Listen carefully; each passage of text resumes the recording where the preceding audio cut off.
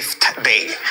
Magkauban na to karon si Attorney Ray Cartuhano ay Chief Executive Officer sa Cartuhano and the Vera Law Office nga kanunin na to nakauban no samtag magalungtad usab kini pagtaral sa impeachment case no ni Vice President Sara Duterte. Attorney Ray, good morning. Welcome din sa tong programa. Welcome ka din sa Bombo Radio Davao. May buntag, Gumbo Levi. Yon, attorney, sa ikaupat nga adlaw sa impeachment trial kagapong adlaw pagpresenta dito sa ikaduhang witness nga gikan gyapon ni sa prosecution. Panon sa may assessment nimo, attorney, kinsa ba ang medyo nagpatigbabaw kagapon kabaga inisyatiba ang prosecution or ang depensa? Go ahead, attorney. So medyo sayo pa man nato i-judge sa Bombo Levi, no? So kung imong paminawon ni mga nagkomentaryo manggod, depende kung asa sila, may prosecution, daog sila, no? Ang depensa, mayon daog sila, no?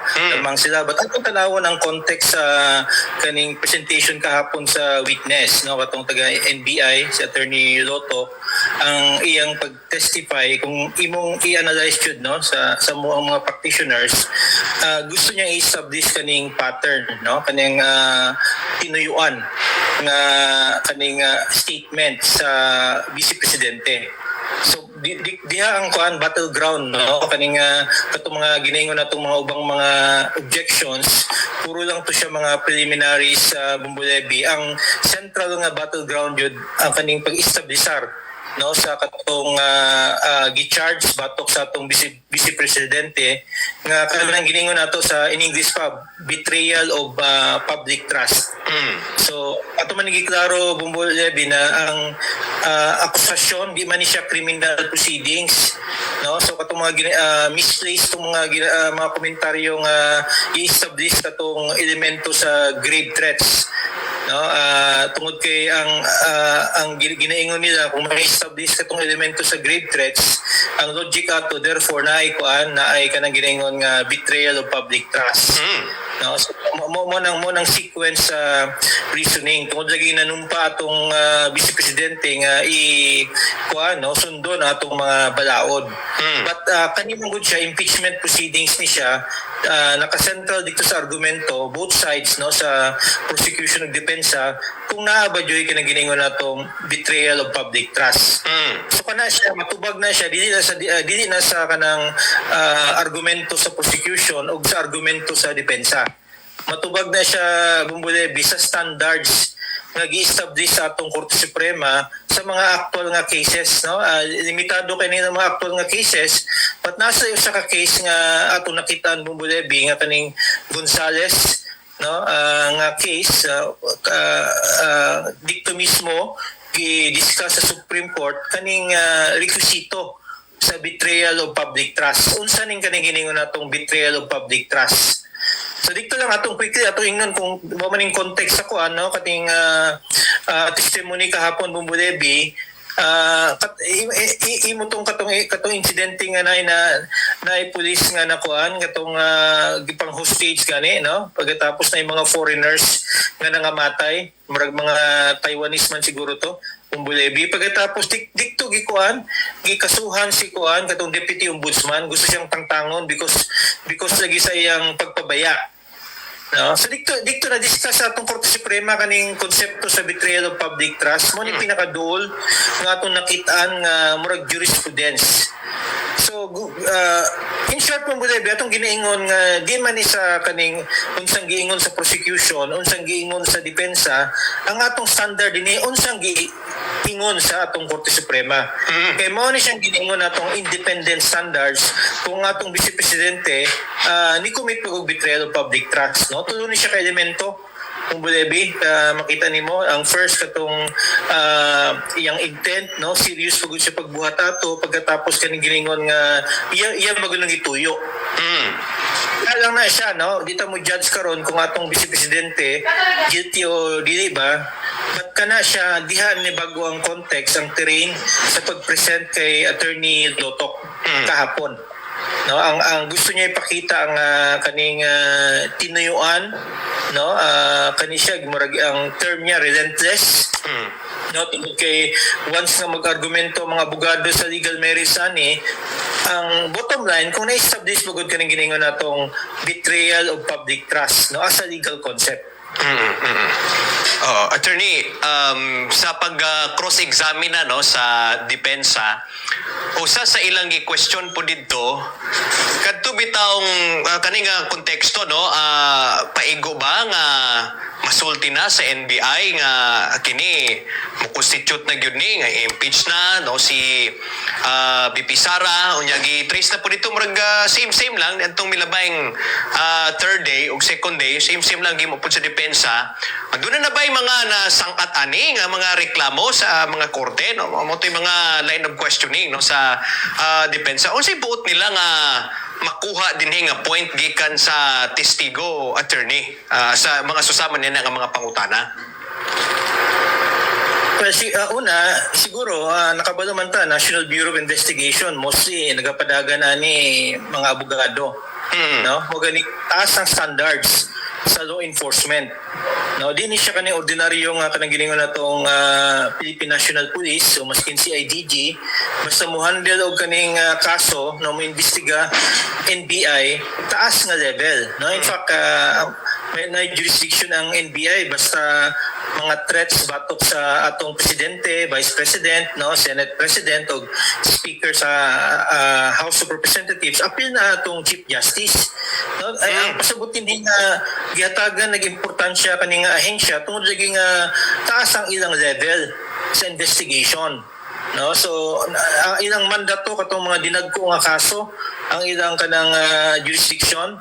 So in short, kung muagi ka ng National Bureau of Investigation, taas ang level sa standards. No, tungkol kay mostly, no, ang lawyers ang nagapadagan ani, no, atong mga regional directors, atong mga agents, atong mga full agents na to sa NBI, di ni basta-basta, no, bumulebi ay ng standard. Halos katunga din ha mga lawyers, no, kanang natong mga agente. So taas ang expectation sa ila bumulebi in terms of paghatag nila mga opinion, no. So kung ma-demolish ning ilang mga opinion po da Bumbulebi, di po na nato makita no kung na ba joy basihan na ay kanang giningon nga kaso na bagoy basis. Na in fact, ang terms sa witness dito kanang prima facie evidence ang level nga hurdle nila but di lang po din na no iyang i-mention Bumbulebi nga kanang giningon nga prima facie evidence nga na certainty of kanang conviction. Mo nang gingon sa atong witness. Atong witness, abogado man pod, so medyo dili man pod siya siguro hesitant no sa iyang kundi di pod ma-intimidate siguro.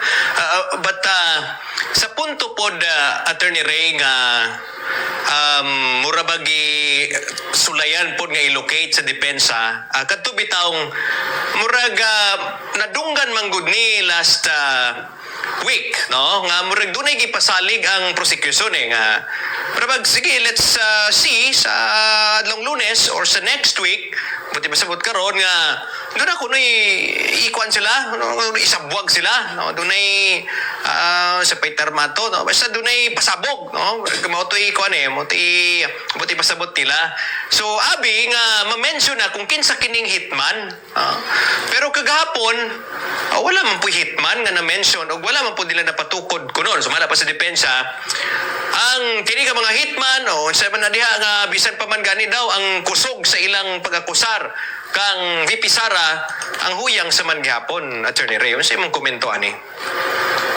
Well, nag-stand out na kahapon, no, Bumbulebi, tungkol kay ang witness, si Attorney Lontok, ang iyang competence katong cybercrime, no, nga unit. So kung imong ma-analyze ang iyang mga linya sa iyang testimony, pirmi niya ginapasa dito katong mga pangutana nga leading diya sa hitman no kanang mga anak ko dito sa lain nga division. O di ba dito sa head mismo sa NBI nga mo testify no I'm sure ang head NBI si Attorney Matibag dito niya ginapasa mismo. So ang iyang ginaingon lang as far as ang iyang jurisdiction is concerned katong pag start sa investigation no pag recommend but never niya gi-mention katong mga kung ginsa ba yung mga personalities no mo implementa na tungod iyang ginapasa kaning ana nga testimony dito sa daing division sa NBI. So in short, nagaprepara siya, no? Nagaprepara siya siguro sa basis nga ipresenta ang daing unit sa NBI. No, kaning ginaingon niyang Intelligence and Investigation Division ug kaning NBI director. No, in short, wa pa na settle kahapon. No, I'm sure din na niya i-testify pod. No, because iyang mang naingon nga kanang mga issues sa daing nga division sa NBI. At iyang giprepara no ang groundworks nga naay mo testify gikan sa NBI. So most likely siguro kaning NBI director ang mo testify ana no Bumbulebi. Ayun. O, gusto po sa mga linyahan kagapon sa depensa, Attorney Ray. Murabag ang mga pangutana nila ba mo direct dito sa kung unsa ka komprensibo ang gihimong investigasyon on the ground, no? Kining gipanguluhan bitaw nilang Attorney Lotok. Gusto ditong mahibaluan kung tinuod ba gyud nga impartial ang mga investigasyon kay ginapangutana pa to actually object kani prosecution kanang kuan ka motuba ka nga ang NBI under sa DOJ motuba ka ang DOJ under sa presidente. So kana ba nga mga connection, Attorney Ray, murag gina-emphasize kanunay sa depensa kagahapon unsi gustong matrack sa depensa sa ingana nga mga line of questioning, Attorney Ray? Well, investment ni siya no sa kaning theory sa depensa no siguro kung kitang maminaw murag kayo tedious kay ba no nga proseso tungod kay kadaghanan sa to di man ta familiar sa dagan sa proseso sa husgado.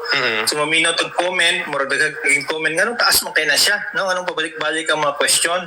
So imong tan-awon investment ni sa kaning naga-cross examine sa iyang theory of the case nga iyang theory of the case atong i-shorten lang no theory of the case nga kaning NBI under sa DOJ, ang DOJ under sa Office of the President, no? In short, ang dagan sa pagpa-imbestiga na-influensya sa Office of the President tungod kaning mga ahensya under man sa Office of the President. Wala man ang ginaingon, gina-establish niya, ginaklaro niya Bumbulebi, no? Tungod kay gusto pa niya ipakita sa katauhan nga basi tainted, bias, no? Ang investigation tungod kay inyong jurisdiction man ka appeal man ng Vice President. No sa pag-imbestiga nganong dito sa Vice President murag kukulang man ang inyong focus. No una niyo gi-follow up no di lang pud dikto no gi-atake sa depensa ang manner sa pagprepara. No tungod kay mga abogado man kamo no taas ang expectation sa inyo ha nganong kani mga errors, clerical errors daghan kayo.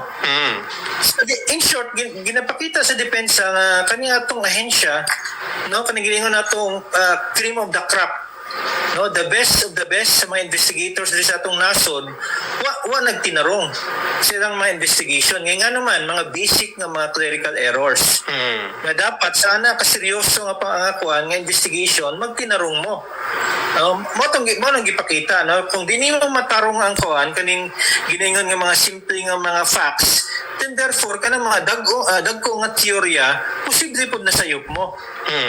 Mo na tong line of dagan sa depensa siguro maminaw ta. In fact, during sa adjournment Bumbulebi niingon ang Defense Counsel na nakatunga pa daw siya. No, nakatunga pa daw siya, daghan pa siyang atakehon. Kaya importante man to Bumbulebi, no? Kato for example, ang isa ka pangutana sa Defense Counsel amot ko na nasundan sa atong mga tigpaminaw. Nihatag kag notice nga ang kuan ang Vice Presidente mo appear sa imuha. Ang imong notice sa imong ang date sa imong subpoena December. Pagkatapos kinapapir ni mong Vice Presidente November. Yun. So, established to siya. Una, pasabot di mo seryoso no sa pag-imbestiga sa kuan sa Vice President kay nga naman kung saan niya pag-appear sa kuan sa NBI nga ang date of appearance nauman na. No? Kato siya, no? Importante siya nga puntos sa depensa. Then kaduha, mga utterances. No? Dapat ang utterances nga inyong i-quote accurate. So, di ko na uli, di ko Bumbulebi nga medyo na kuhan siguro na nakapuya na itong mga senator judges nga nung katong quoted nga utterances. Mama man to. Di lang once, no, but thrice. No, pagkatapos daghang mga questions sa katong siguro ability sa NBI nga ilimpyuhon nila ang ilang mga dokumento. So, ang surya din di man ka giningon natong technicalities lang, no, Bumbulebi, because ang importante din nga we establish kag kaning pattern, no, criminal intent, dapat ang imong mga dokumento kumpleto. No, wala yung mga discrepancy. So motong attack, no, sa depensa nga I'm sure karong adlaw madugangan pa na siya, no, sa ilang mga atake dito sa testimony. So walang nila gi-attack kaning giningon nga credibility sa witness, gi-attack po ng competence. Yeah. Sa witness, no, o competence mismo sa National Bureau of Investigation as an institution nga mo prosecute, no, sa aning mga klaseng mga kaso. Attorney, doon na ba'y dako nga posibilidad ani kay kung i-track man gud nato na bisag dito sa second day o third day, gusto man gud sa depensa dinhi nga kana bang magpatigbabaw ang kamatuoran nga niadtong wala pa tong mga pagduot sa makonsidera nang do best friend ni VP Sara, no, which is mukuan po nakatakda pong mo testify or may mong usa ka witness si Zulaika Lopez, tung wala pa mga murabag sa side siguro ni Sara Duterte do opresyon na sa iyang kuan sa iyang pamilya, sa iyang kuan, sa iyang higala, wala pa may mga puntong asasinasyon or kung mapatay ako patayin mo sila, nakahire na ako, nagsugod ang tanan didtong medyo daw na puno na ni si VP Sara. So unsa ka importante kini kung mapatukod sa depensa nga nanukan lang yun ay kinitanan gumikan sa emotional lang nga kapasidad ni Sara Duterte. Unsa posible may tabo, attorney? Excuse ba na? Kung atong basahon sa standard sa katong Gonzales na akong na-mention ganiha pagsugod sa interview Bumbulebi, usa na siya ka depensa. No? Katong giningon nga di siya kanang deliberate, no, kundi spontaneous siya.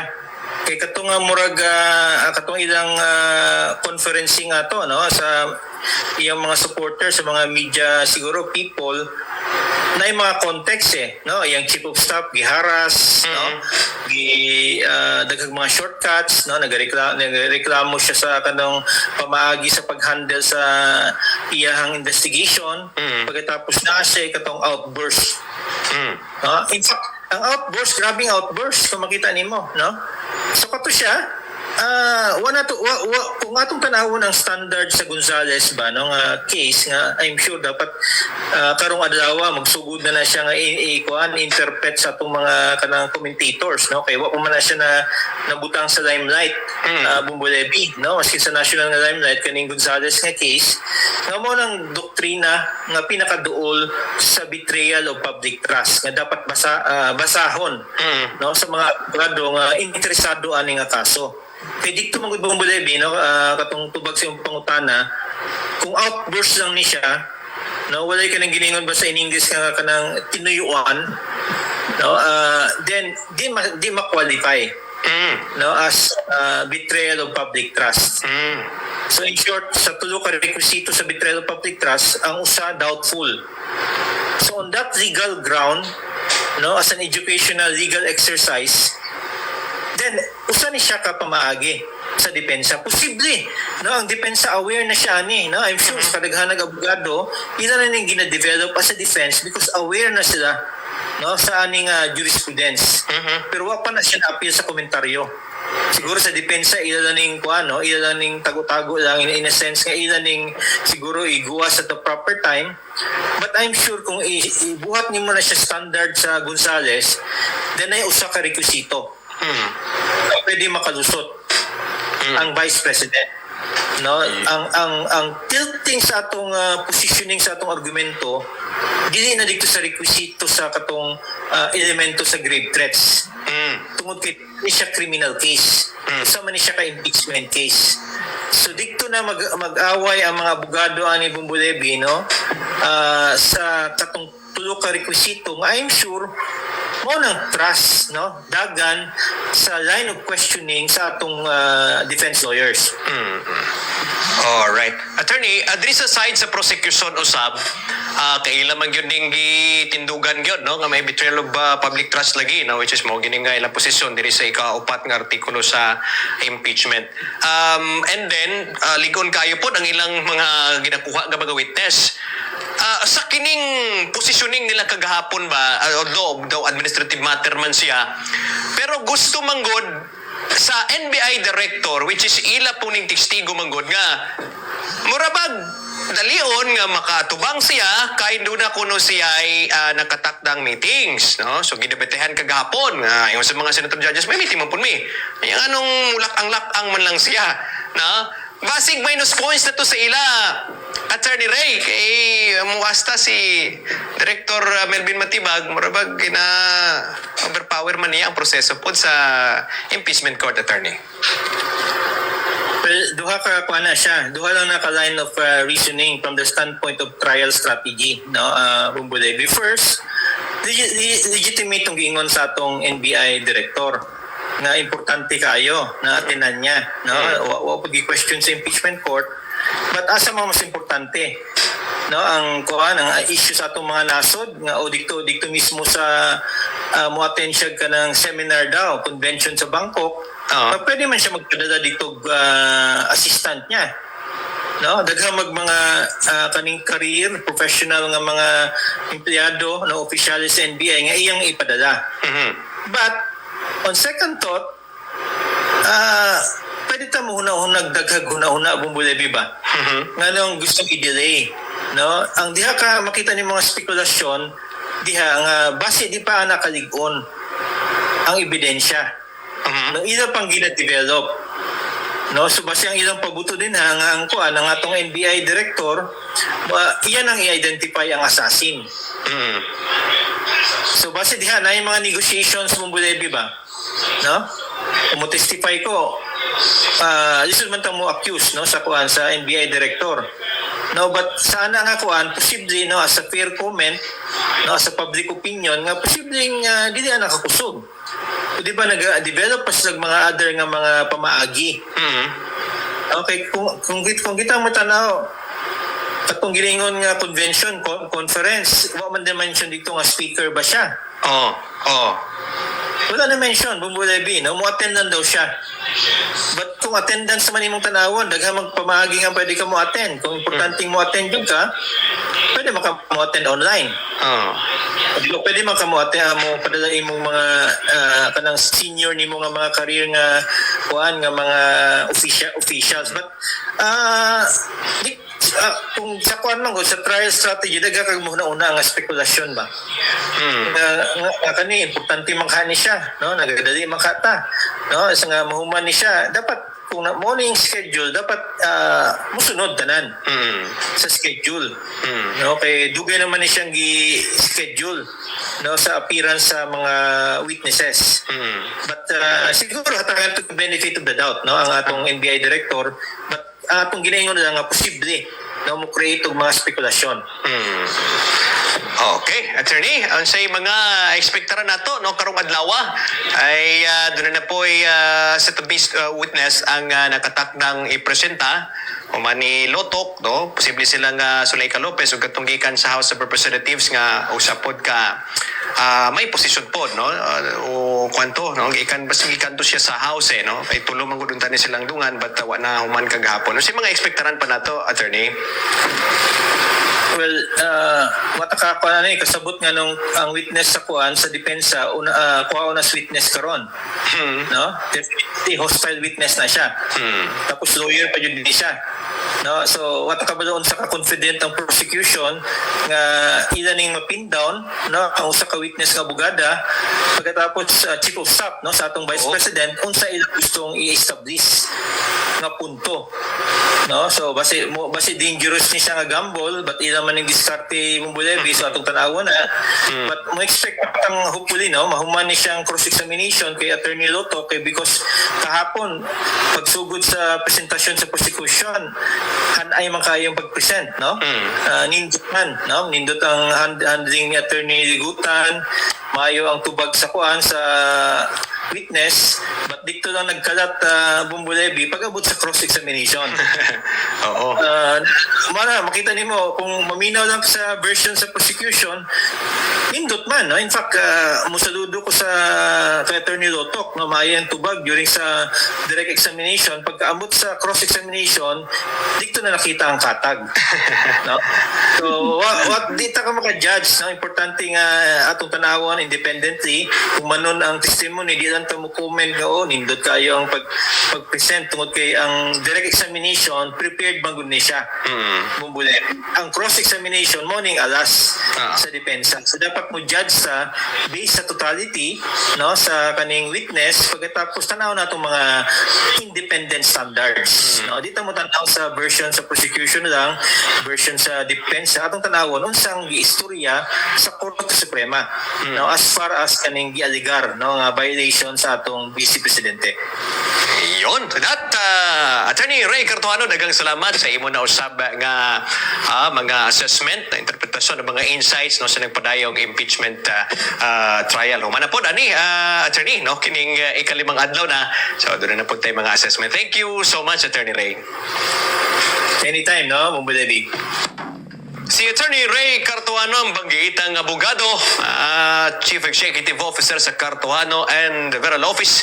Magkauban na to siya no, sa naglungtad kining impeachment trial sa ikaduhang Pangulo.